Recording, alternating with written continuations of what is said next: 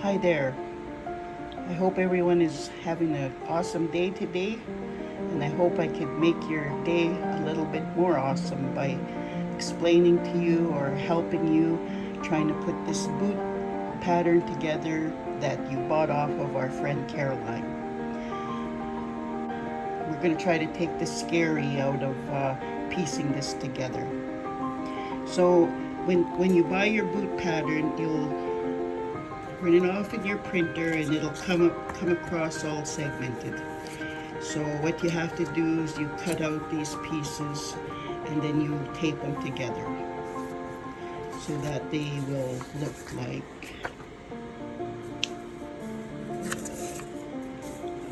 this. So I'll tape together here, and that's all taped together. This one is the tongue of the boot, and that's all taped together too. So one of the most important things that you need to do when you get your boot pattern is to, once you have cut out your leather that you're going to be using, you need to also punch these holes out exactly how many that you see here, because if you're like me, who is a greenhorn at putting these boot patterns together, you will need these holes to help you. And when it says for you to mark your hole where you will be starting to do the lace ups of your boot, you need to really mark that part of the boot. So don't forget that, and that's where you will start. That is your starting point, either here or there. But make sure when you're putting the boot together, your other boot, that you remember which hole you left off at. Your pieces should look like so. Now what I did is I used the hole punch on the lowest setting. What you could do is use a leather awl, and mark those holes like so. And here I made a little mistake here, but like I said, I'm a greenhorn at all this. So that's marking all the holes out perfectly. And what I'm also doing is I'm putting at the bottom of the boot a cheap cowhide for the sole, or for the bottom of the boot moccasin, just because to give it some longevity to your boot, right? So these are all cut out. What I done here is I instead sewed. You could also follow her directions and cut out, punch out the holes and lace it up. Like that's what some people have been doing. But what I did is I added a piece of leather in between the two pieces of the boot. That's just my personal preference, but you can do as you like, either lacing it up or sewing it up. Okay, not the sides of the boot pattern here. So what I'm gluing down, I'm gluing this part down. And what I use is E6000. Make sure it's clear. You can get the white looking E6000 or the clear, but in this case I'm using also this Gorilla glue, and it's clear. What you should end up with is this. This is what I've done. I refined it. I had laced it up with sinew, and that wasn't looking very good for what I wanted. So I just laced it all up with strips of deer hide that I cut out. And here, this is optional also. There's just my personal preference to try to make it look fancy or make it look more refined. And the bottom of my boot is like so. Up here I'll be putting fringes. Oh, so long. I'll be putting fringes here. So this is for the right side. Okay, I just want to show you the importance of marking your holes. So on this side of my hide that I've cut out and hole punched precisely as the pattern has indicated, I've marked my hole on this side. There's a hole here on the, I guess this would be kind of like the tongue too. I don't know where this black mark came from. So that is going to match up here like so, and also this hole here. It's going to all match up together. I think it goes like this and like this. And what that'll do here, that'll pretty much tell you which side this this boot pattern will eventually lay out as either a right foot or a left foot.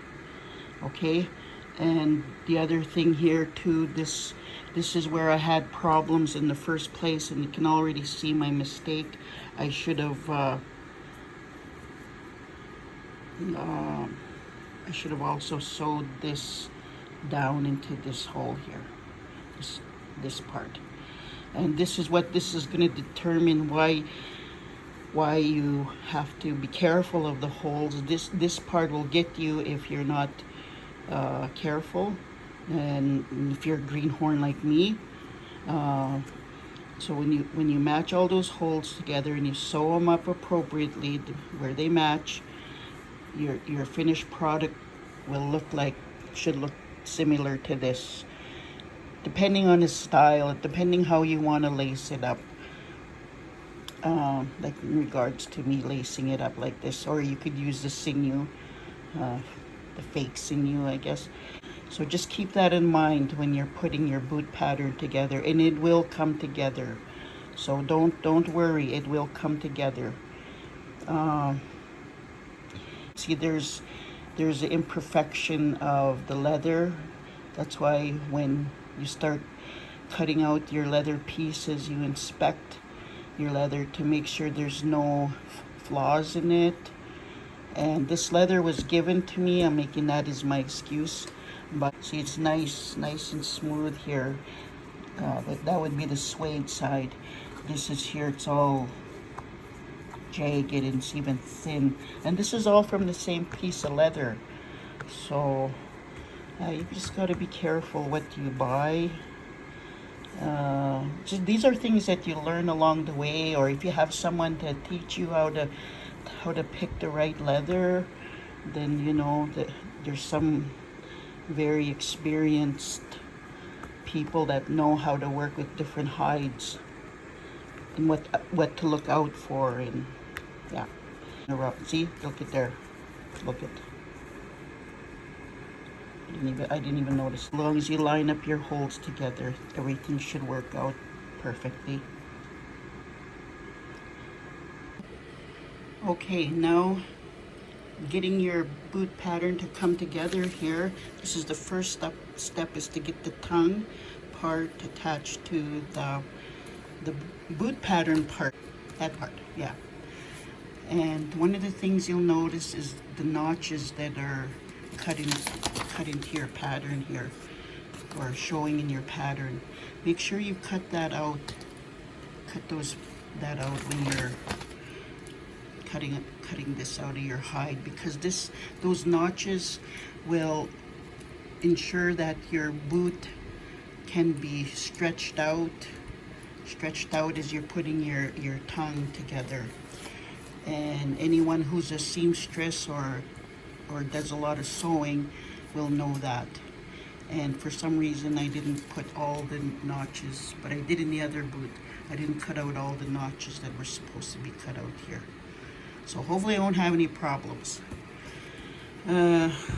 So I glued all this part down already, and I'll will be gluing this part too together. So the reason why I do it like this is because of this reason here. I just want it to look nice and smooth. Nice and smooth. And see, there's another hole right there. Nice and smooth, so when it folds in, it'll just look nice. Okay. Here I am starting to put this boot together. Now the thing is, there are holes that I previously told you about that you need to line up. There's this one from this pattern, this one, and there's the vamp one, wherever that is. So like I said before, when you're piecing your boot moccasins together, you got to remember, or you got to mark the holes where you're going to start at.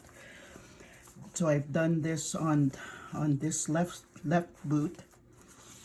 I marked all the holes on my vamp, on the sole, and on the boot part. So as I'm putting this together,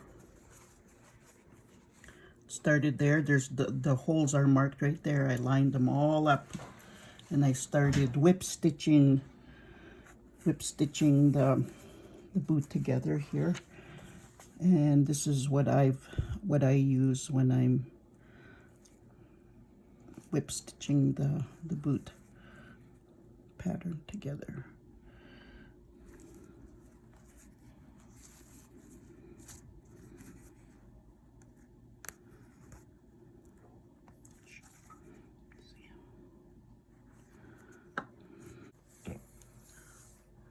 Okay, I'm continuing to whip stitch my boot pattern together here. And if you taper your hide, your string of hide here, you shouldn't have to use a awl or any other type of tools to assist you. These marks, you don't make the marks on the good side of the leather. Usually you make it on the other side where it won't be seen, but I'm not worried because I know this leather string here will hide the imperfections that I've created for myself. So I will get back to you once I'm done, or if I need to show you some other steps. Okay, before I progress any further in piecing this pattern together, I want to bring your attention to the heel part. Now the holes that are shown here are given as a guide for you to follow, and I would encourage anyone who are making these for the first time to also follow exactly as stated in the pattern. So I'm going to piece this together. I'm going to bring the heel part, I'm going to line the holes up here like so, and the heel part like so here. Now, instead of using the thread that I made, it's not a thread, but the strips of leather that I made, I'm just going to use the sinew, and I'm going to just do a regular sewing. So maybe I could start from up here. Ensure that you leave these holes open. You don't have to sew them right here, because you're going to whip stitch your leather string around here, the heel part. Okay, so like, oh, there's a hole that's supposed to be punched in here. Okay,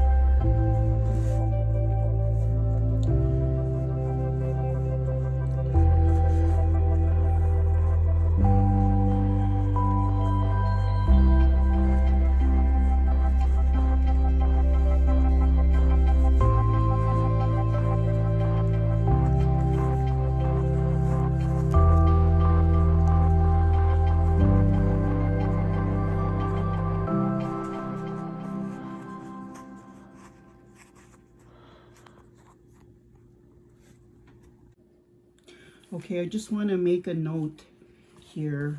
I had earlier instructed for when there's starting holes that you'll start to put your boot pattern together, and that'll determine the whether it'll turn out as a left or a right boot. But it's also important to note that, say if you start on this side here, that you're going to go in a clockwise manner. Same here, I guess it's clockwise. That's the way you'll whip stitch your boot together. Also, Caroline suggests that as you're putting your boot together, that you put glue in between the fabric of these hides, just to create a barrier in case you walk through water or that. I'm done. I put leather soles on the bottom. For the heel, I sewed it with sinew. Put fringes on. The fringes I tacked on with Gorilla Glue. That was equivalent to the E6000 clear. Make sure you get clear. There's just some more flaws that I found in this leather hide that up here, the seam here to the that connects the tongue part and the boot. I just figured out a way how to make the lace up here fancy, like just to make it look professional, I guess. Just add my own touch to it. You can find those tutorials online if you want to do some really fancy edgings to your boot. For this, the fringe part, I will come back later and I will, just do some sort of stitch, just with sinew. Other than that, I'm really happy the way they turned out. The next time I wouldn't use a hole punch. It's been a learning journey for me too. I wouldn't use a hole punch next time. I would just sew it all together the way I was originally planning. Other than that, wish you well on your moccasin boot making journey too. Thank you very much. I hope I took some scary out of this for you.